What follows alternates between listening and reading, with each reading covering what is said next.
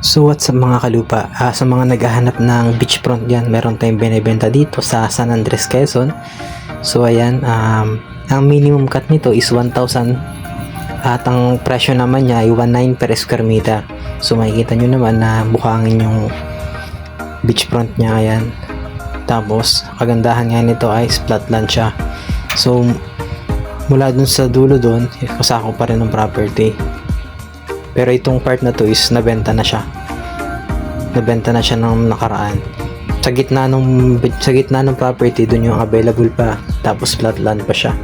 Tapos ang kagandahan nga niyan is sagot na ni seller lahat ng gastos sa papel, sa pagpapalipat ng titulo, sukat, lahat. Ang magiging gastos na lang dito ng bibili is yung payment na lang para sa property. Kung ilang sukat yung gusto niyang bilhin. So ito nga ay malapit lang sa main road. Meron sa 400 meters lang ang lakarin na pasok dito. So ayan, nakikita nyo naman, napakaganda. Tapos meron siyang sandbar. So kagandahan nga nito is malapit siya sa tabing kalsada. Meron din siyang ginagawang right of way pasok dito na pwedeng pasukan ng sasakyan. So ayan mga kalupa, sa mga gusto mag-avail ng beachfront para sa inyong bakasyonan, pwede nyo pagtayuan ng bahay kubo para pagka December or ibang araw pag gusto nyo magbakasyon, pwede dito. So ngayon low tide pa siya, ayan, pero pag nag high tide siya, maganda yung dagat niya dito. So mga gusto mag-avail, 1,000 minimum cut at 1,900 per square meter. Tapos sagot pa ni seller lahat ng gasto sa papel. Wala na magiging isipin pang ang client, kundi payment na lang. So ayan, mula doon. So mga gusto mag-avail, ayan, available pa yung gitna niya. Tapos flat land pa siya. Tapos yung main road niya is yung dulo niya ay San Francisco na ang daan. So makikita nyo talaga dito yung magagandang dagat na mayroong white sand. Ayan, sa mga gusto niyan, mag-avail na kayo agad. Papaliparan ko siya ng drone shot mamaya para mas makita nyo yung gandahan ng dagat. So doon, sako pa rin yun.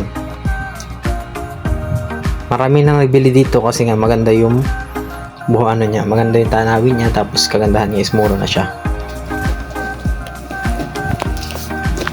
PM lang kayo mga kalupa sa mga gusto mag-avail nito. Ilalagay ko dito yung contact number ko, saka yung na available sa WhatsApp at Viber. So yan mga kalupa, makita nyo naman yung dagat nyo, yung sandbar.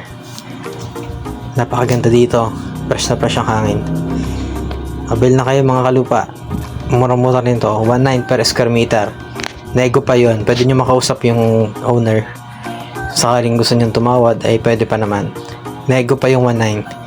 Kayo nang bahala mag-usap ni seller, makakausap nyo siya mismo ng table to table. So yun lang mga kalupa, avail na kayo, mura-mura na nito.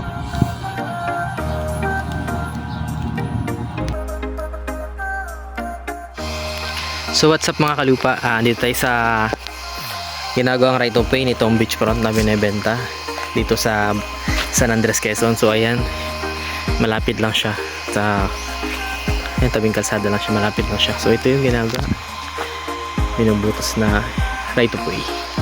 So ayan, dito yung pasok niya. Sa ngayon, ginagawa nila ng pansamantalang daan na kawayan para makatawid yung tao dun sa beachfront.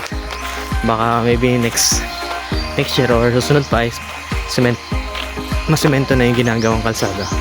So sa is kawayan muna yung ginagawa nilang pinakandaan para makatawid dun sa beachfront. So ayan mga kalupa, ito ginagawa na nila ng daan na kawayan. So ito, isimula na sila dito. Ayan, ito sa ngayon, ito yung ginagawa nilang daan ng right of way. So